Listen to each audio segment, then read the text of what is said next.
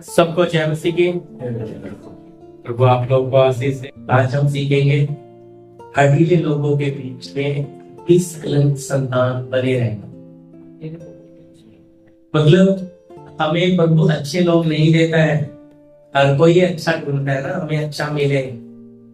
लेकिन परमेश्वर का नजरिया क्या है, परमेश्वर का काम करने का तरीका क्या हो, और हमें प्रभु क्यों ऐसे लोग देता है ना, हमारे पड़ोसी, दोस्त, रिश्तेदार। हमें कई बार लगता है ऐसा रिश्तेदार हमें मिलना पड़ेगा, लेकिन भाई प्रभु ने आपको परफेक्ट छाट के दिया है पिता ने। आपको अच्छा नहीं लग रहा हो, लेकिन आपको सही करने के लिए वही सही है। तो ये जब हम प्रभु के वचन को पढ़ते हैं तो हम उसमें परमेश्वर के काम की छाया, उसके काम करने के तरीके को देखते हैं। इसलिए हम वचन क्यों सीख रहे हैं, ताकि हम अपने बनाने वाले को समझ सके, उसका काम करने का तरीका समझे। हम इस पृथ्वी पर आए हैं तो जाना भी है। यहाँ कोई हमेशा के लिए रह सकता है, लेकिन फिर भी ये इंसान ऐसा जीता है जैसा इसे जाना ही। थोड़ी सी जमीन के टुकड़े के लिए जान पे मर मिटने को तैयार हो जाता, थोड़े से पैसे के लिए एक दूसरे का कत्ल करके जेल में पड़े। थोड़ी छोटी छोटी बातों के लिए क्या करते, ऐसे करते कि जैसे हम यहाँ से जाएंगे ही। नासवान चीजों को क्या मानते हैं?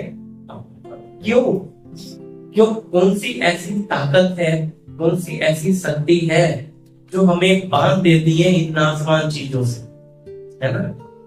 उसमें से काफी बातें आपको मिलेगी, पढ़ लीजिए वचन में। हम समय ना ज्यादा करते हुए फिलिपियों की पत्री 2 अध्याय का 14-15 सब ऐसे ही पढ़ रहे हैं। सब काम बिना कुड़कुड़ाए और बिना विवाद के क्या करो, ताकि तुम निर्दोष और भोले होकर टेढ़े और हठीले लोगों के बीच परमेश्वर के निष्कलंक संतान बने रहो, जिनके बीच में तुम जीवन का वचन किए हुए जगत में जलती दीपकों के समान दिखाई देते हो।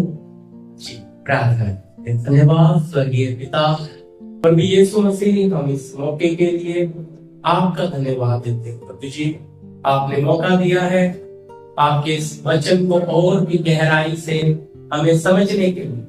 पिता, ये आत्मिक रोटी है, एक एक को खिलाकर आत्माओं में ही भाई बहन बड़े छोटे सबको मजबूत करें, सबसे आप बातें करें। प्रार्थना यीशु मसीह के नाम से, आमीन। जी हाँ जी, लिखा है सब काम बिना कुड़कुड़ाए और विवाद के किया। जी, सब काम कैसे करना है? बिना कुड़कुड़ाए और विवाद। पर मनुष्य का स्वभाव कहाँ ऐसा है? जी, वो सब काम कर सकता है बिना कुड़कुड़ाए। हम बच्चों को भी कुछ बोलते हैं तो बच्चे किलस के जाते हैं, मजबूरी है उनको जाना है, ये तो उनका मन होता है कि हम करें ही ना। ऐसा क्यों?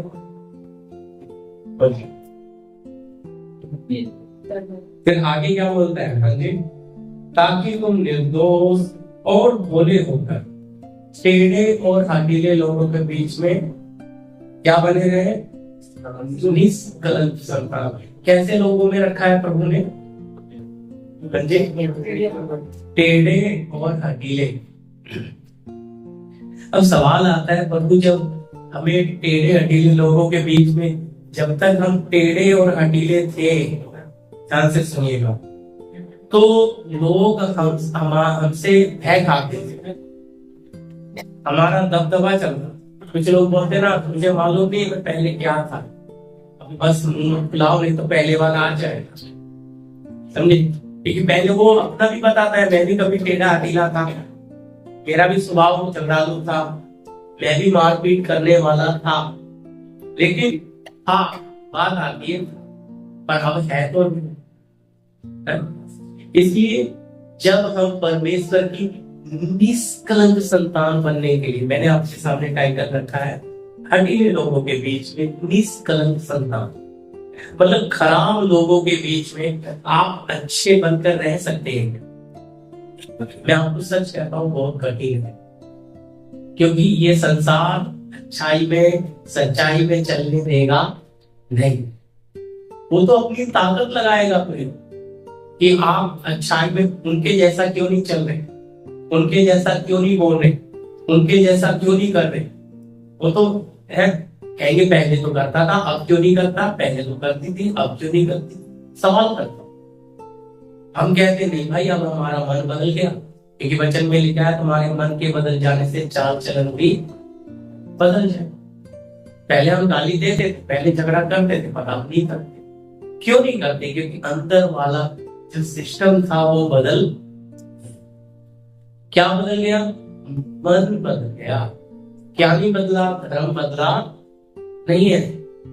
कुछ लोगों को लगता है नहीं भाई प्रभु में आएंगे, बाइबल उठा के चलेंगे तो हम ईसाई बन जाएंगे। लेकिन क्योंकि हमने क्या बदला है? मन बदला है। हमें ईसाई के कोई फेस्टिवल से कोई लेना देना नहीं है, क्योंकि हमारा प्रभु एक ही बार जी उठा है, इसलिए हमें गुड फ्राइडे बनाने की जरूरत नहीं। एक ही बार देह लेकर आया है, जन्म नहीं लिया, देह धारण किया। समझिए, इसलिए हम प्रभु के बारे में थोड़ा सा बेसिक बोल के पीछे ले जाते हैं। तो हमारे प्रभु को हम मानते हैं कि वो सर्वज्ञानी है। हम किसी मनुष्य के पास नहीं आए, इस बर्तन के पास भी नहीं आए। भाई ये बर्तन है, इस इंसान को भी नहीं देखना, समझे। हो सकता है अगले हफ्ते से कोई और खड़ा हो, किसको देख रहा है? बनाने वाले। तो बनाने वाले के हम सिर्फ हाथ के क्या है? बर्तन। तो उस प्रभु को हम कैसे जाने? वो चाहता है कि मैंने तुम्हें टेढ़े अकेले लोगों के बीच में रखा है और तुम क्या बनो? निष्कलंक संतान। तुम्हारे जीवन में जो मिट्टी का स्वभाव है ना, ये बिगड़ा हुआ स्वभाव, इसमें से बाहर निकलो। इसलिए क्या कर दिया? कैसे लोग दे दिया हमें, रिश्तेदार भी कैसे दे दिए छांट के। अब समझिए, हमें अच्छे नहीं लगते लेकिन क्यों दिए? बोलिए, पीछे का उद्देश्य वो जान। अगर इनको ऐसे नहीं दूंगा तो ये बदलेंगे। हम कहते हैं हमारा बच्चा झगड़ालू है, हमारा बच्चा बेटा पीने वाला, पति मारने वाला, ये सब क्यों? याद रखिए, जब समस्याएं आती हैं तभी तो बनाने वाले की याद आती है। अगर सुख में पड़े रहोगे तो आप इधर आके नहीं बैठते। आप अगर जीवन में समस्याएं थी तभी तो अपने बनाने वाले को आप ढूंढने के लिए निकले कि इनका समाधान कहीं मिलेगा। इस बीमारी का समाधान मिलेगा, क्लेश का, परेशानियों का, पैसे की तंगी का, इन सारी बातों का क्या ढूंढने निकल पड़े। और सबसे बड़ी बात मैंने आपको बताया, प्रभु ने हमें अद्भुत, दाऊद बोलता है मैं भयंकर तरीके से क्या किया गया हूं? रचा गया। अद्भुत तरीके हमें इतने अद्भुत तरीके से बनाया है प्रियो कि एक आदमी हमारा इलाज कर सकता है। देखो, कान के डॉक्टर अलग है, आंख का अलग है, दांत का अलग है, सर का, ब्रेन का अलग है, हार्ट का अलग है, किडनी। क्यों भाई? एक ही कर ले, क्योंकि एक को समझ में आता ही है। कहता भाई ये इतना अद्भुत मनुष्य है, मैं इसको समझ नहीं सकता। लेकिन फिर आप सोचिए, अगर हमारे अंदर का सिस्टम इतना अद्भुत है तो बनाने वाला कितना अद्भुत होगा। हमारे वर्णन से परे हमारे पास शब्द नहीं है कि हमारा परमेश्वर कितना महान है। लेकिन बात आती है कि अगर वो इतना महान है तो उसके लोग कैसे? याद रखना, लोग हमें देखते हैं, इसलिए प्रभु ने कहा रखा टेढ़े अधीरों। अब हमें देख रहे हैं कि ये परमेश्वर के लोग, ये परमेश्वर के बेटे बेटियां, तो हमें देखने से किसका स्वभाव प्रकट करते हैं? हम परमेश्वर का। यानी कि जैसे हम बोलते हैं ना, देखो इनके बच्चे ऐसे, अगर ये ऐसे तो उनका बाप कैसा होगा, इनकी माँ कैसी होगी, बात सवाल करना उससे। हम बच्चों से उनके माँ बाप के क्या देखते हैं? कैरेक्टर, उनके अनुमान लगाते हैं। ज्यादातर मिलता है, ज्यादातर DNA वो नेचर मिलता है, वो स्वभाव मिलता है। क्यों?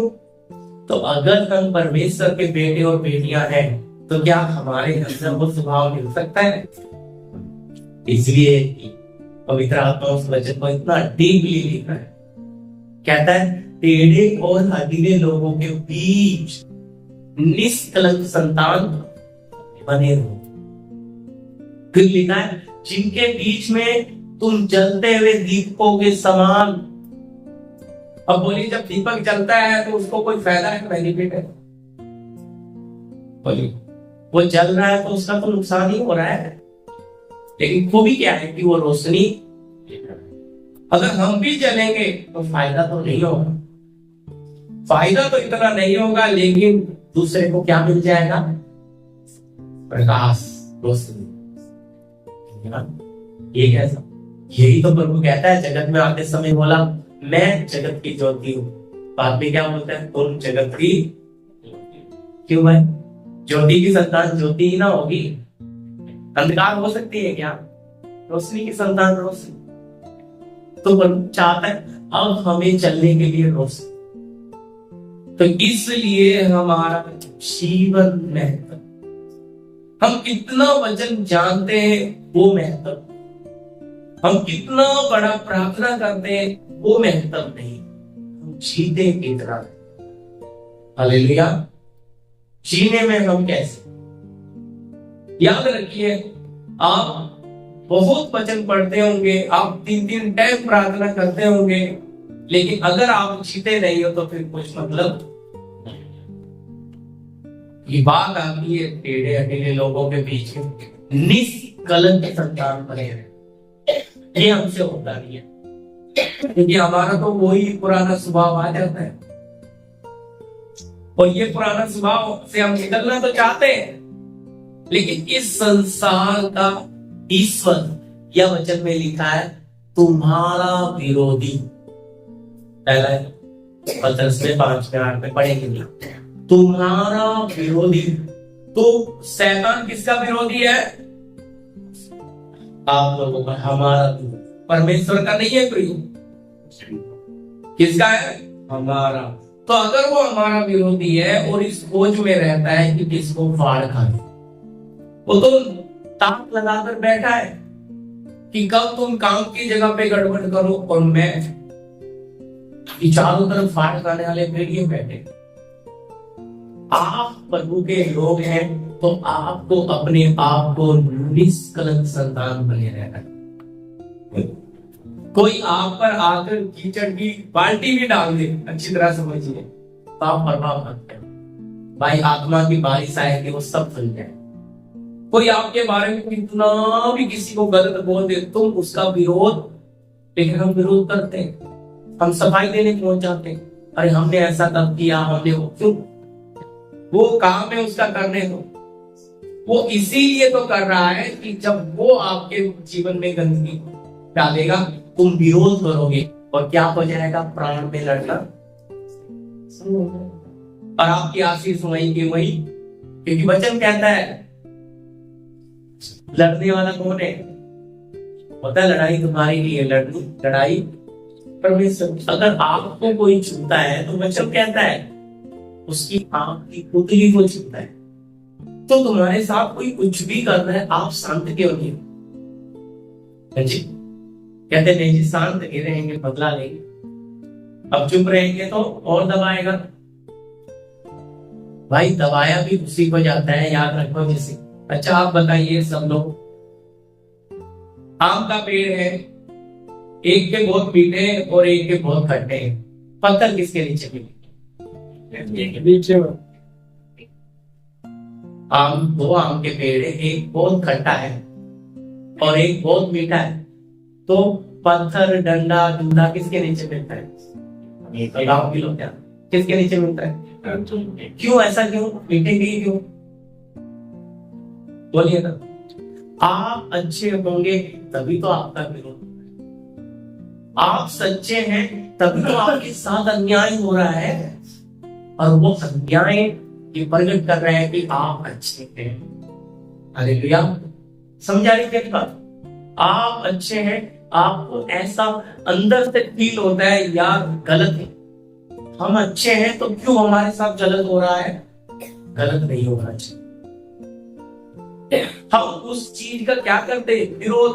लेकिन देखो अभी भी पेड़ क्या नहीं करता, उसके ऊपर चढ़ जाओ, उसका टहनी तोड़ दो, उस पे डंडे से मारो, पत्थर से मारो, उसकी मिठास कम होती, लेकिन हमारी कम हो जाती।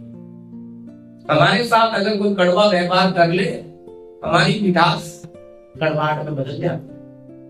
तो इसका मतलब हम खतरनाक लोग हैं, हम रंग बदल लेते हैं, हम जैसों के साथ वैसे ही बन।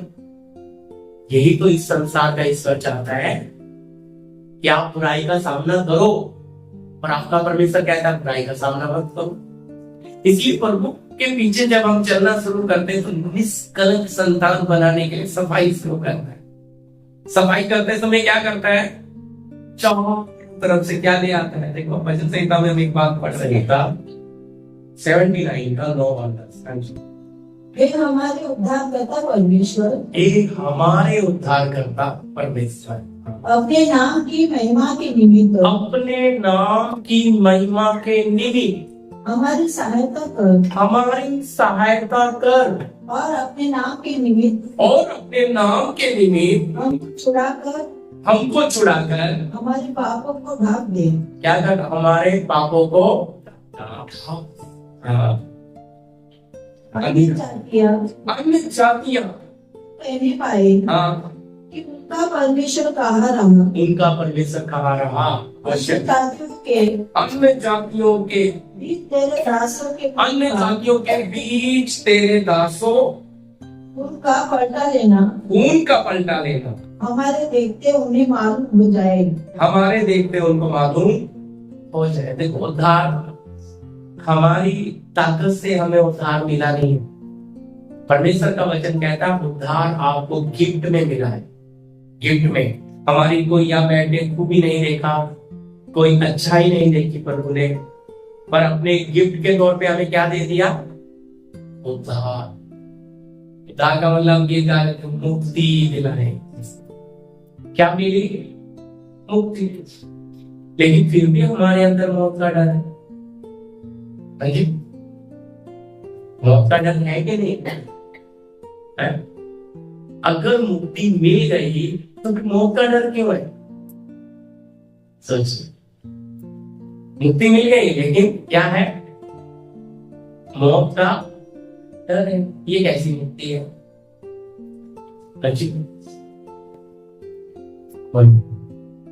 याद रखिए, हम लोगों के लिए प्रभु ने अनंत काल का जीवन रखा। मुक्ति का मतलब है उद्धार। इस बर्तन से निकलेंगे तो दूसरे बर्तन में पहुंच, अविनाशी बर्तन, अविनाशी देह। लेकिन इस देह में रहते हुए उस देह के लिए तैयार होना, और उस देह में तैयार करने के लिए परमेश्वर क्या कर रहा है? लिखा है हमारे उद्धारकर्ता परमेश्वर अपने नाम की महिमा के निमित्त हमारी सहायता, और अपने नाम के निमित्त हम को छोड़कर छुड़ाकर अब हमारे पापों को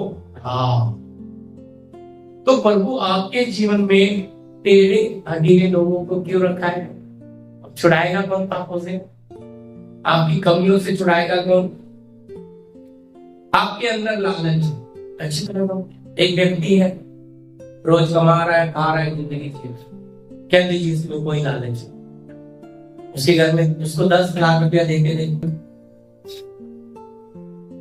क्या आ जाएगा? उसका सारा लालच, इच्छाएं है नहीं करके चुपचाप दब के चल रहा है, मिल जाएगा तो समझ रहे?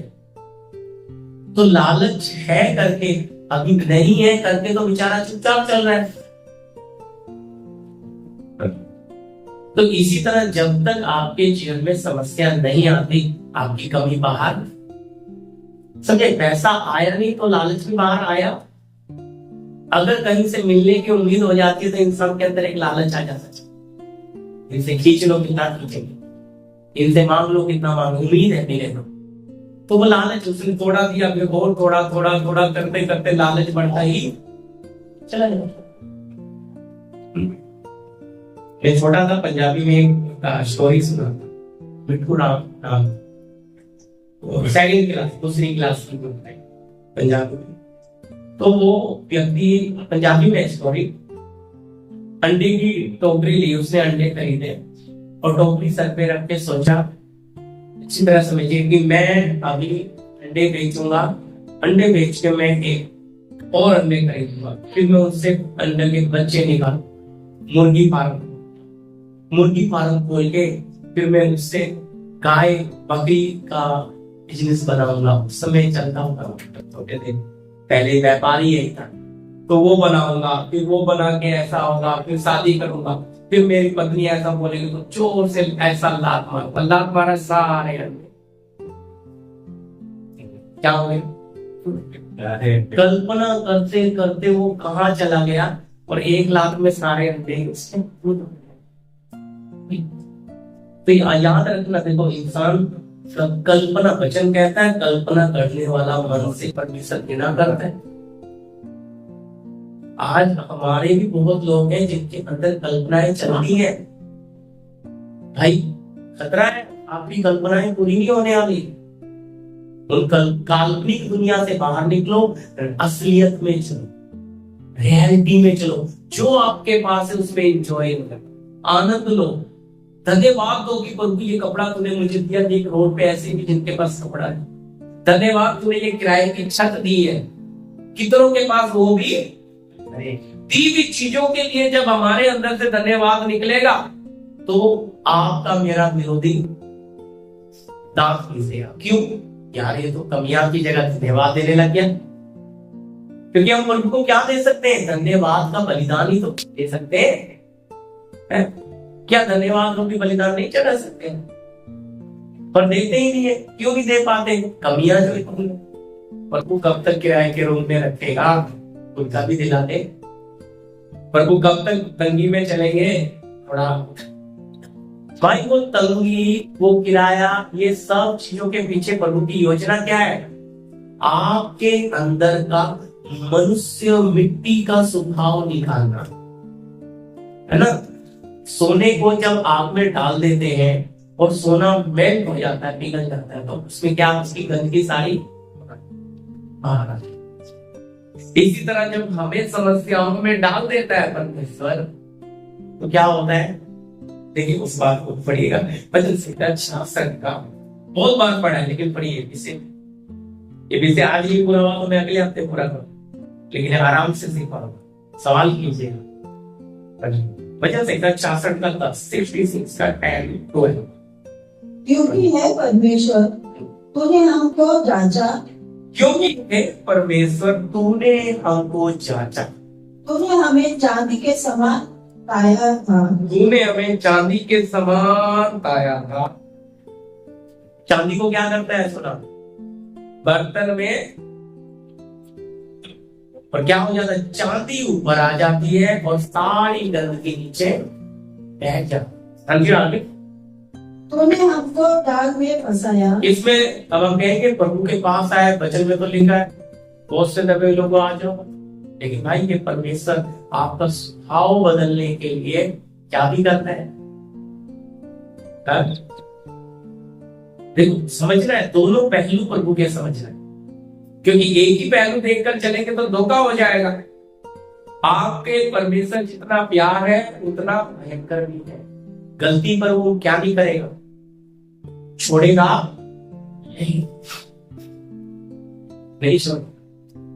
आपको लगेगा प्रभु तो दयालु है, दया करने वाला है, माफ करने वाला है, इसलिए भाई वो आपको, हमारा बच्चा गलती करता है, क्या करते हैं बोलिए, ज्यादा तंग करता है तो चुप बैठ जाते हैं, उसको पकड़ते हैं मारने के लिए, मिलता है हाथ में। जब चुपचाप घर में 1-2 घंटे के बाद भटक के आ जाओ, फिर सबसे पहले दरवाजे की कड़ी, और फिर वहां तो 2-4 ही मारना था, लेकिन वो भगाया ना लोगों के सामने, अभी जम के पिटाई करते। क्यों? बिल्कुल ऐसे ही आपका परमेश्वर, आप जितना भागोगे उतनी ज्यादा पिटाई। पर आप शैतान नहीं मार रहा, आपका बनाने आपकी गलती में क्या कर रहा है? आपकी ताड़ना। लेकिन आपको क्या लग रहा है? नहीं, क्योंकि आप जैसा चलना चाहिए वैसा नहीं चल रहे।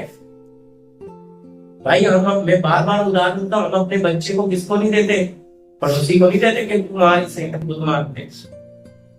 इसी प्रकार वो परमेश्वर क्या हमें शैतान को देगा कि लो शैतान मारो इसे? कभी नहीं। वो भी खुद हमारी क्या करता है? ताड़ना। और इसलिए ताड़ना करता है, इब्रानी में लिखा है कि हम उसकी पवित्रताई के भागी हो जाए। इसलिए ताड़ना करता है ताकि हम निष्कलंक संतान बन जाए। पर हमें उसकी ताड़ना अच्छी लगती, हमें लगता है यार ठीक थे। पर जब आप चेक करो तो उस बच्चे को पिटाई हुआ तो उसको मालूम पड़ जाता है मैंने क्या करा। ऐसे नहीं पिटाई, इसको पता लग जाता है कि मेरी गलती पे मेरी पिटाई, आगे मैं ये गलती करूंगा या करूंगी नहीं। तो हम माँ बाप होके ऐसा करते हैं तो हमारा स्वर्गीय पिता क्यों नहीं करेगा? क्योंकि नाम उसका खराब हो रहा है। गलती आप करोगे, कौन हो आप? एक मसीह। एक मसीह गलती करता है तो बोलिए क्या होगा?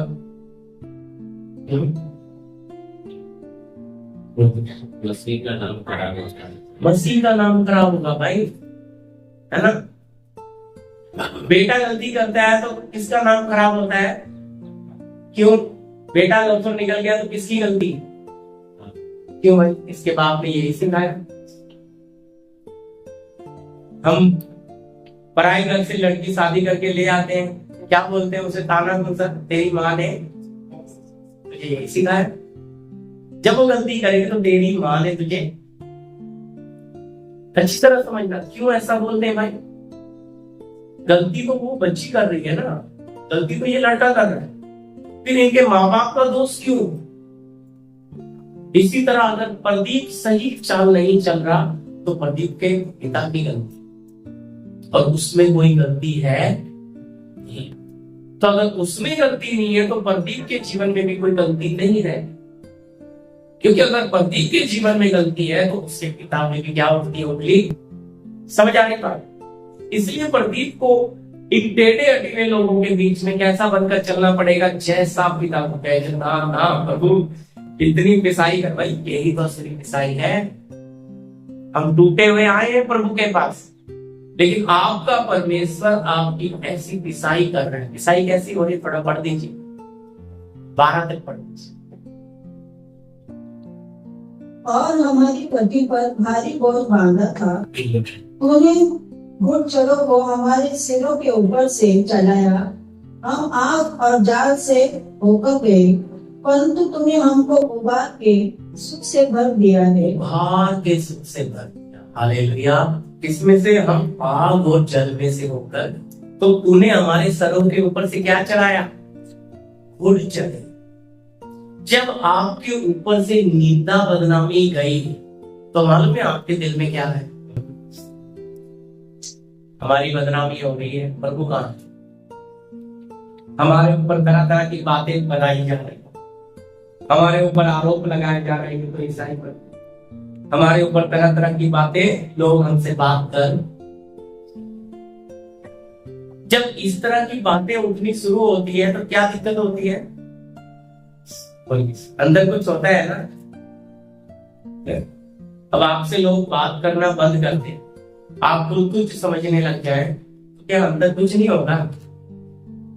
बोलिए ना, अंदर तो होगा ना। दर्द होता है भाई।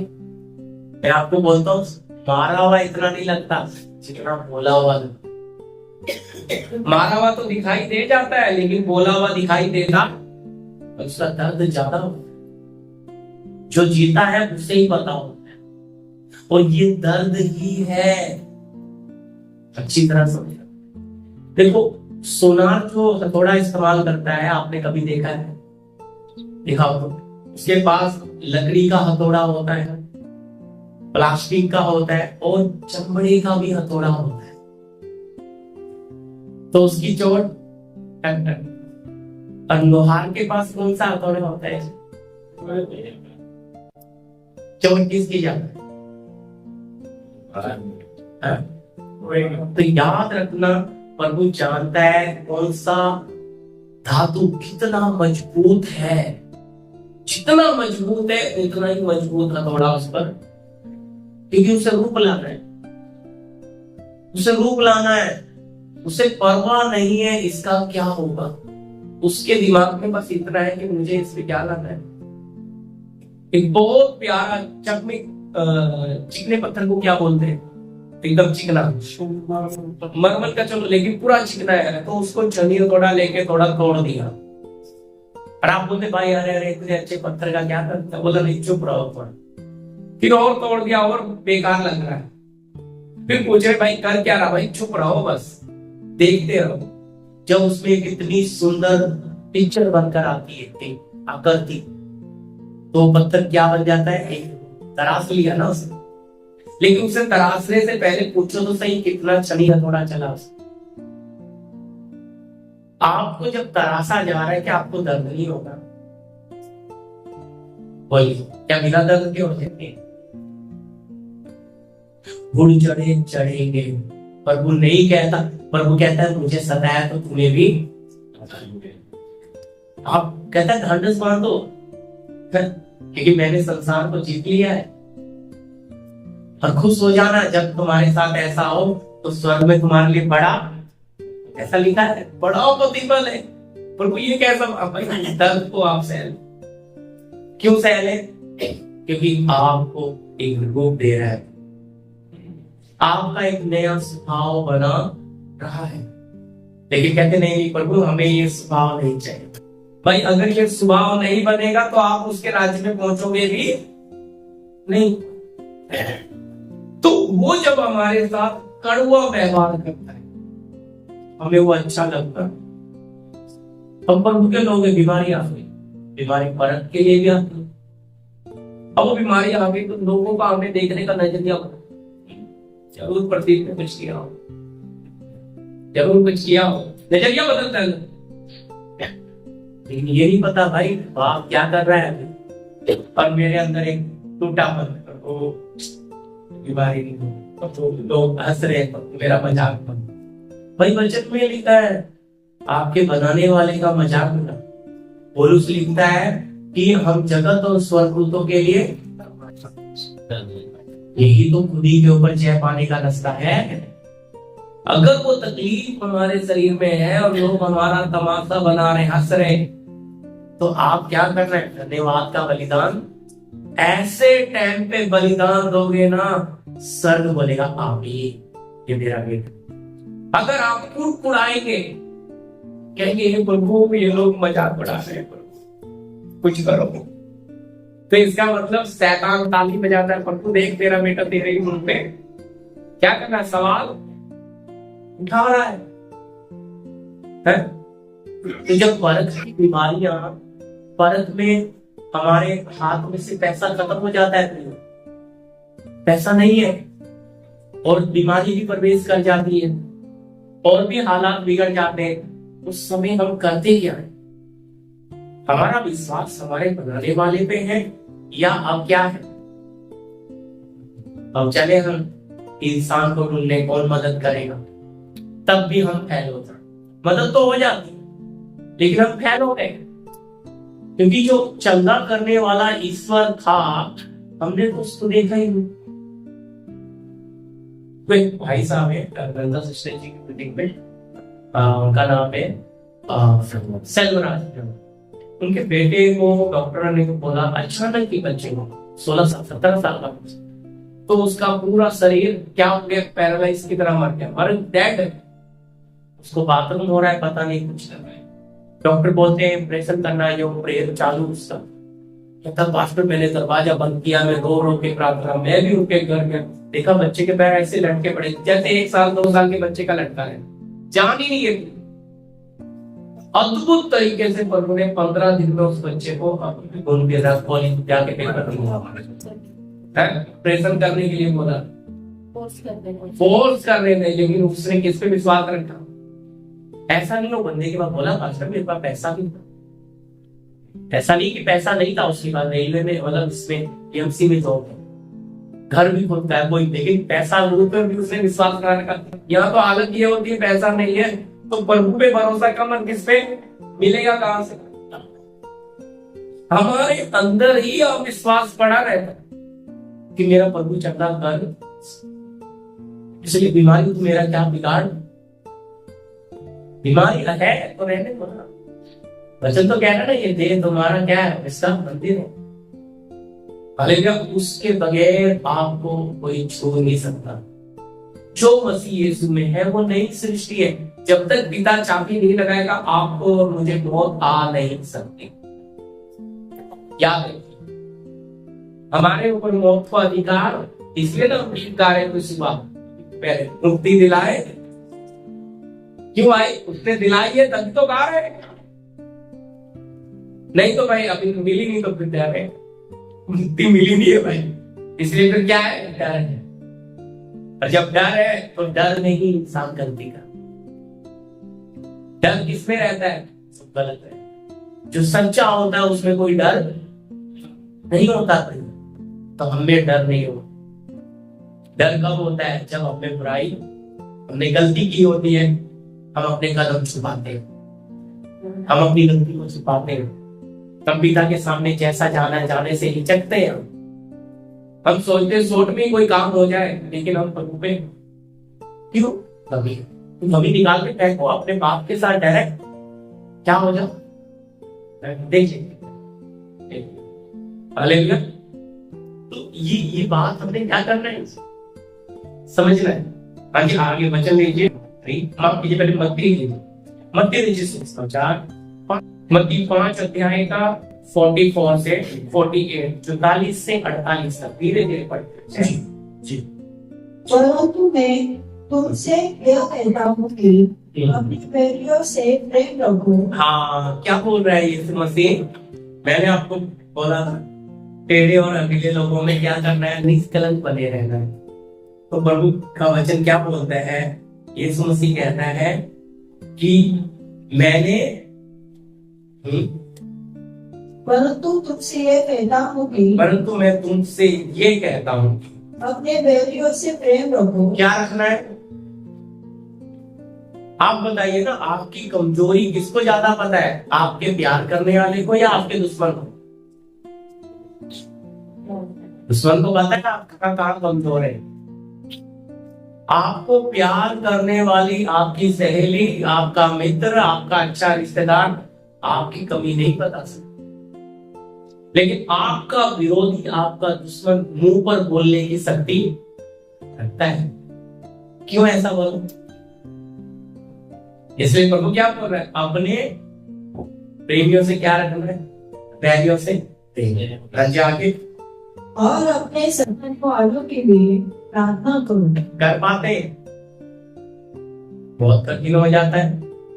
अच्छे लोगों के लिए आप प्रार्थना कर लोगे, प्रभु को बहुत अच्छी बहन है प्रभु को, लेकिन आप जो आपके साथ गलत व्यवहार कर रहे हैं, काम की जगह पर, रहने की जगह पर, घर की जगह पर, रिश्तेदारों में, आपने कुछ नहीं उनका बिगाड़ा, लेकिन वो आपसे जलन और ईर्ष्या रख रहे हैं, वो आपसे अच्छे से बात नहीं कर रहे, वो आपको घृणा नजर से देख रहे हैं, लेकिन आप उनके लिए क्या नहीं कर पा रहे? प्रार्थना। क्यों नहीं हो रहा? क्योंकि बदले में आपके अंदर से भी वही भावना आ रही है।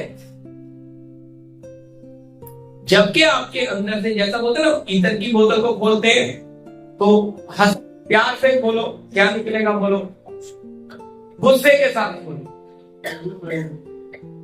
बदबू आनी चाहिए ना, गुस्से के साथ खोलना है। ऐसा क्यों? तो इसी प्रकार हमारे से कोई प्यार करे या ना करे, हमारा व्यवहार, समझ आ गई बात? वही होना है। लेकिन हमारा दो रंग का व्यवहार हो जाता है हमारे अंदर से, क्योंकि अच्छा नहीं बोल रहा ना, तो हमारे अंदर से क्या निकलता?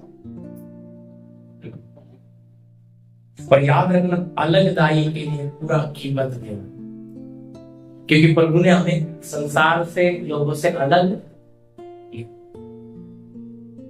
दाई का मतलब होता है किसी के भी बुराई या पाप में क्या नहीं होंगे सहभागी, उनकी गलतियों में आप हिस्सेदार बनेंगे। कोई गलत चल रहा है तो उसके साथ गलत चलेंगे, और हम कई बार नहीं भी जाने तो प्रभु तो देखता है, तो अलग दाई को अगर आप छोड़ देते हो तो आप पवित्र बनना हो।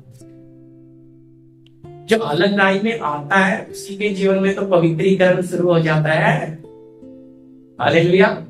आप संसार से इसीलिए अलग चुना है ताकि परमेश्वर चाहता है निष्कलंक संतान बन जाए, मेरी पवित्र बन जाए। क्या हो जाए? जीवन बदले। अब बदलने वाली बात पे हम हमारे पीठ मन पे ना, ये लोग नफरत करते हैं, हम क्यों प्यार करें? बोलो, सताने वाले के लिए प्रार्थना करना आसान है, पर करेंगे भी तो कौन सी करेंगे? सच बताइए, भावना कौन सी हमारे? प्रभु इसका कब पूरा हो, प्रभु इसका कब ना सोचा है, तब मैं तेरी महिमा करूंगी, बताऊंगी मेरे नॉर्मल। ये है हमारी प्रार्थना सच में। और बुरा जितना हम बुरा बदुआ देते हैं उतनी उसकी आशीष में बढ़ती, उतना वो बढ़ते जाता है। हम कहते हैं ये क्या है, हम तो सोचे इसका कब पूरा हो, ये तो और ज्यादा। भाई संसार के लोग हैं, संसार उनका ईश्वर है, उन्हें बढ़ता है।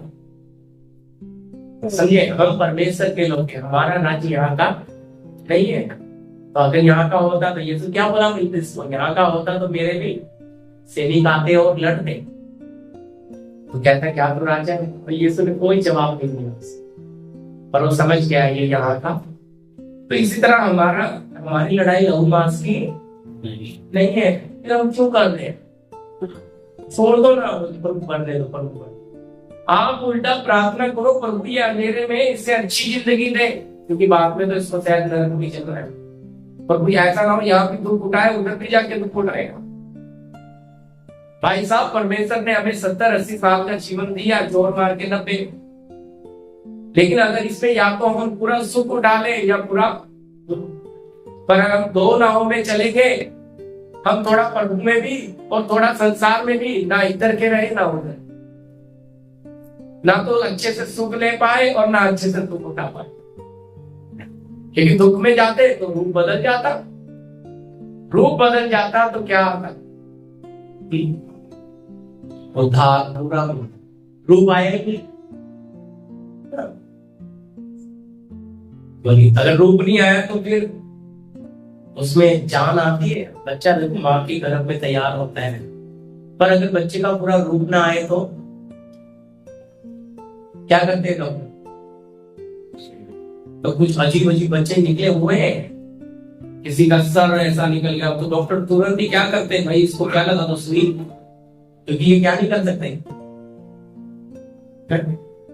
किसी का सर ही बहुत बड़ा, बाकी शरीर है ही नहीं, खराब हो गया ना वो। तो अगर हमें रूप नहीं आया, हमें उसका स्वभाव नहीं आया, तो हम उसके राज्य में जाएंगे? तो इसलिए ना, रूप आने के लिए तो प्रभु ने हमें परिस्थितियों में रखा है। और ये टेढ़े अकेले लोग ये क्यों प्रभु ने दिया, क्यों आज्ञा दे रहा है? भाई क्या करना? वैल्यू से प्रेम और सताने वालों के लिए प्रार्थना, आगे बढ़िएगा। जिससे तुम अपने स्वर्गीय पिता की संतान ठहरोगे, क्योंकि वह भले और बुरे दोनों पर अपना सूर्य उदय करता है।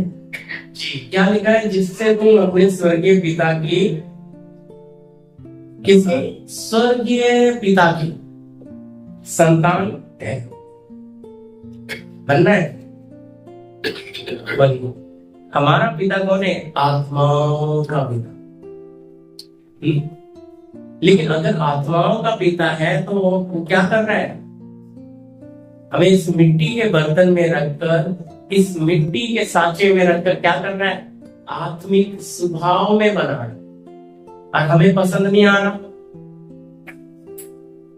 हम उस समस्याओं में से छुटकारा चाहते हैं, लेकिन हम ये नहीं देख रहे वो समस्या के पीछे योजना क्या है।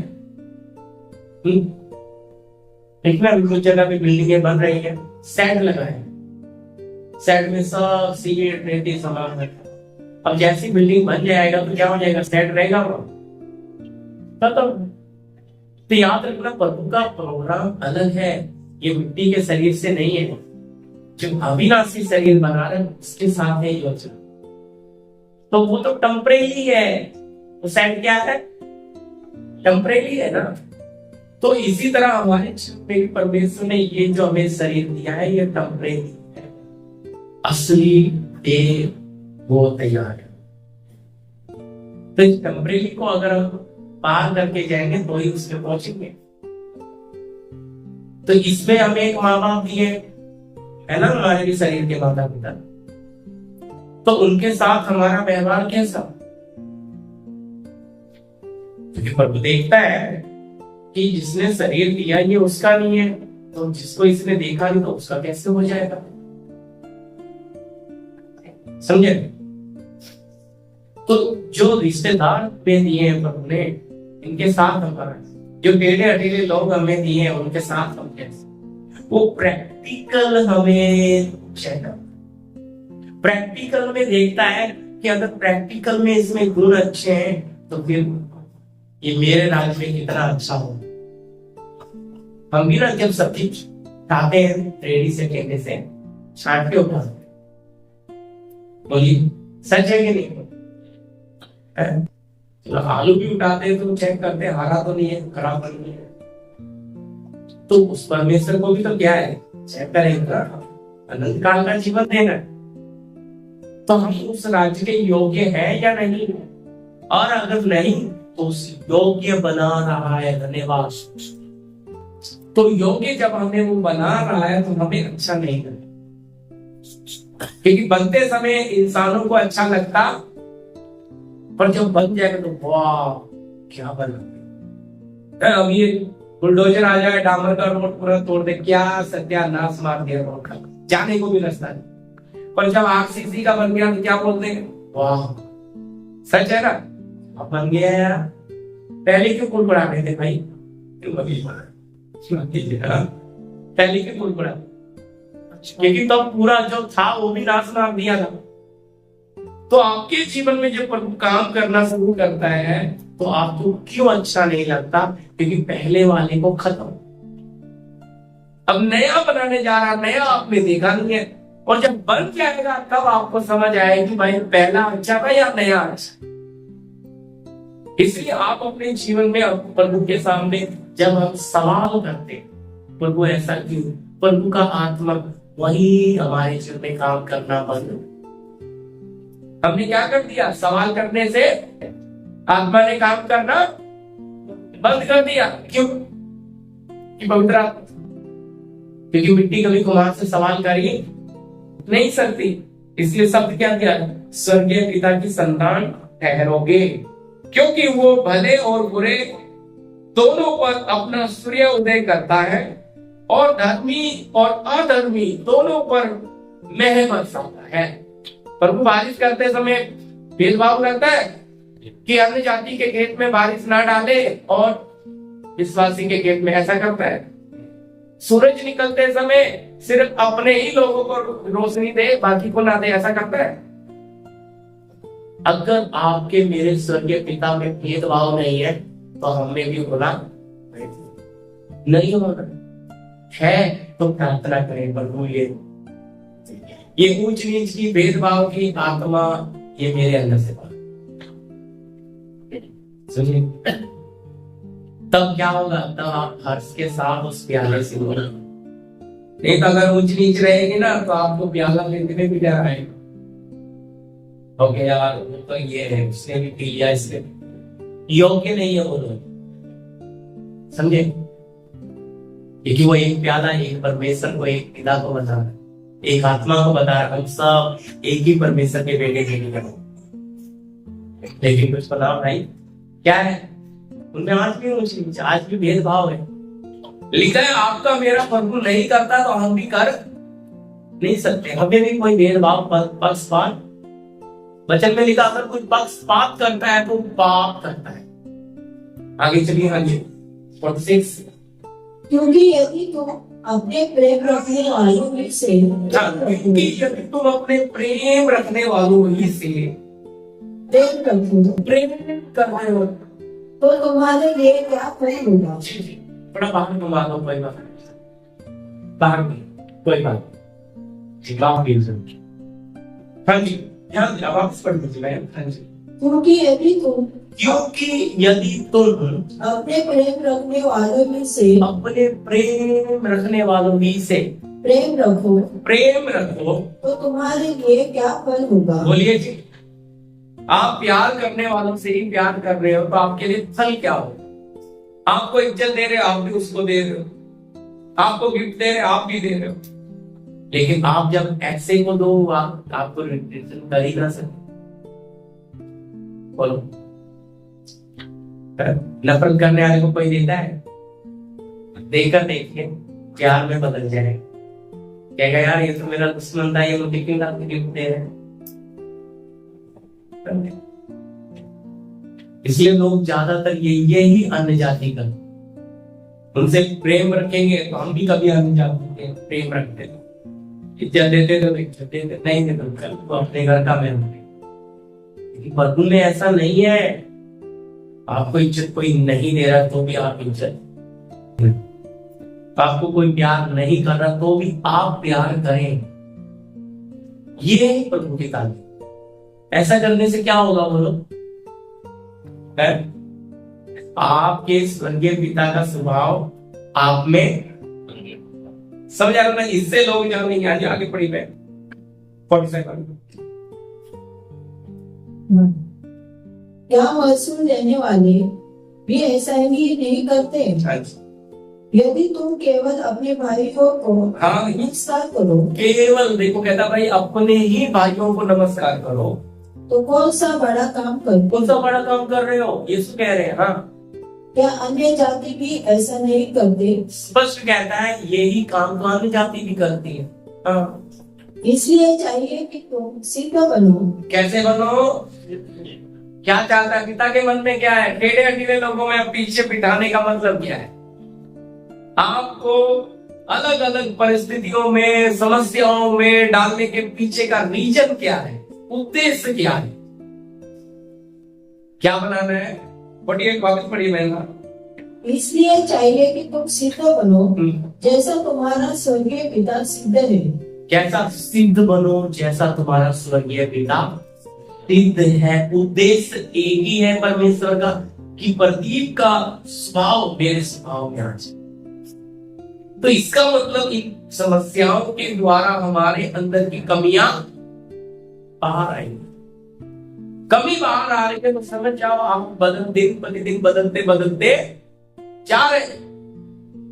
फिर आप वो नहीं रह जाओगे जो पहले थे। लोग बोलना शुरू कर देंगे भाई ये क्या नहीं, ये सुरेश पहले वाला नहीं, बदल गए हैं। ये दया शंकर पहले वाला नहीं है, बदल गए।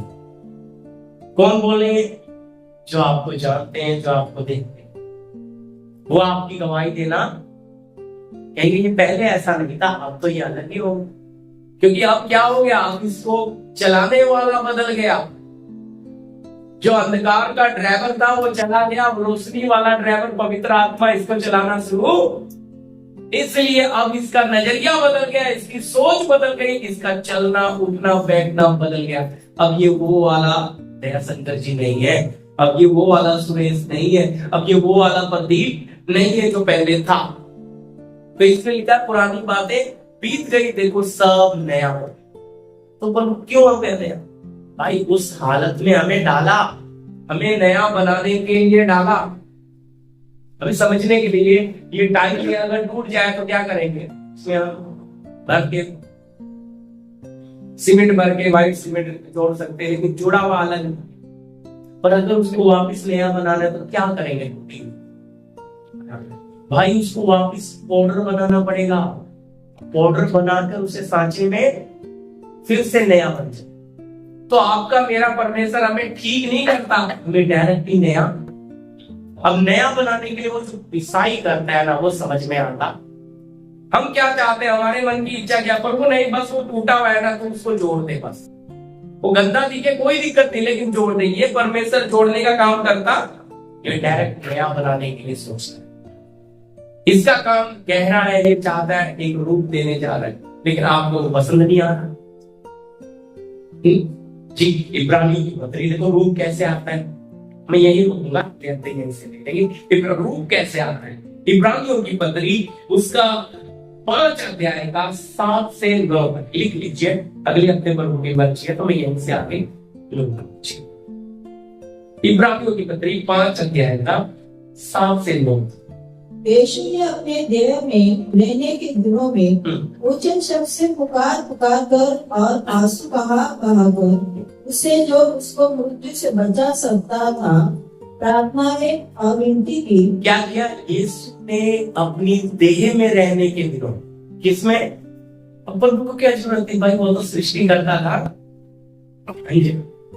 उसको जरूरत थी बोलिए है?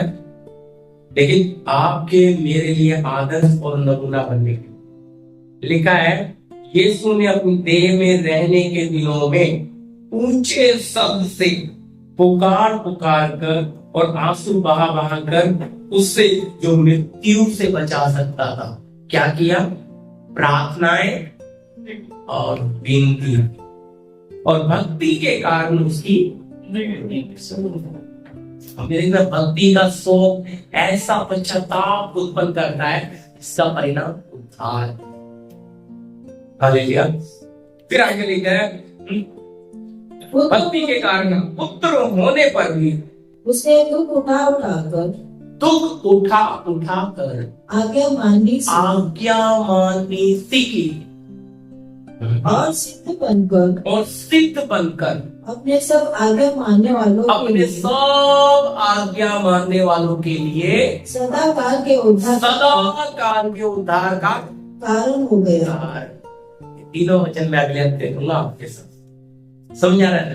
देख रहे सिद्ध प्रभु हमारे साथ टेढ़े हटेढ़े लोगों में क्यों रख दिया? हमें पवित्र निष्कलंक के साथ क्या बनाना चाहता है? सिद्ध। अगर हमें परफेक्ट बनना है तो क्या करना है? एग्जाम भी देने, पेपर भी देने। तो ये जो पेपर से डरना नहीं है। हालेलुया। अगर हम सच्चे हैं, हम अच्छे से अपने पेपर लिख, हम टेढ़े हटेढ़े लोग सब परिस्थिति में हम क्या कर सकते हैं? पास होकर आगे आ सकते हैं। मैं इसमें कोई अगले हफ्ते में यही से लूंगा। विषय है हठीले लोगों के बीच में निष्कलंक संतान बने रहो। हमारे बीच में लास्ट प्रार्थना करें।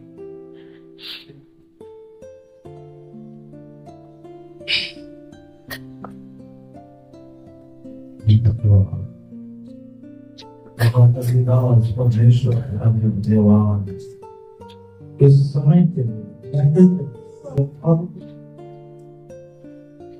आज के दिन के लिए धन्यवाद, आज सुना हुआ वचन के लिए धन्यवाद। सच का प्रभु आप एक ही को प्रभु अकेले टेढ़े लोगों के बीच में रखा तुझे बनाने के लिए प्रभु, रूप लाने के लिए प्रभु, सिद्ध बनने के लिए प्रभु ने मनुष्य से नहीं हो सकता है और आत्मा आप एक सहायता करें, मदद करें प्रभु। जब तक रूप न बन जाए पवित्र आत्मा तब तक एक को आप न छोड़े। सिद्धता के मार्ग में चलने के लिए पवित्र आत्मा आप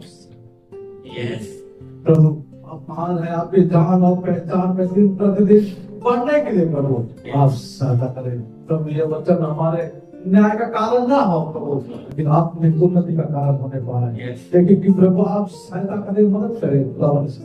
आप बैठे हुए एक आत्मा प्राण शरीर को आपके हाथों में सौंप प्रभु। मसीह आपकी पूरी होने पाए प्रभु, आपका राज्य एक ही के अंदर होने पाए। आप महान है। ये समस्याओं में प्रभु, एक कष्टों में प्रभु, ये मुसीबत के समय में तो एक बोल सकते हैं हमारे पिता का राजा आप ये सब आने के लिए आप प्रभु, चाहे दुख हो चाहे सुख हो, केवल आप में जीवन बिताने के लिए पैदा आपका अनुग्रह करें, कृपा दें प्रभु। प्रभु और उसको बोल पाए मैं निंदा में, दरिद्रताओं में, कष्टों में मैं बहुत खुश रहता हूँ, छाया उसका प्राप्त करते हैं। तो ये सब एक जवान देने के लिए प्रभु आप कृपा करो। चाहे एक साथ दिन हो प्रभु, कैसा भी समस्या हो प्रभु, इसमें भी हमारा जीवन व्यतीत होने पाए, लेकिन हम जितने भी हैं मैं देश को खुश हूँ। धन्यवाद सारी बातों के लिए प्रभु। आपके दास करें कि जो प्रभु आपके वचन है उनके द्वारा प्रभु आपने वचन को खोल कर दिया, इसके लिए धन्यवाद। प्रभु के पूरे परिवार को आपके हाथों में सौंपते हैं। ताकि आपको प्रार्थना यीशु मसीह के नाम में पूरी तरह आमीन। अब पिता का प्रेम, पुत्र का अनुग्रह, पवित्र आत्मा की सहभागिता, संगति हमारे साथ तमाम संतों के साथ प्रभु यीशु के दूसरे आमंत्रण होता रहे। आमीन। सबको जय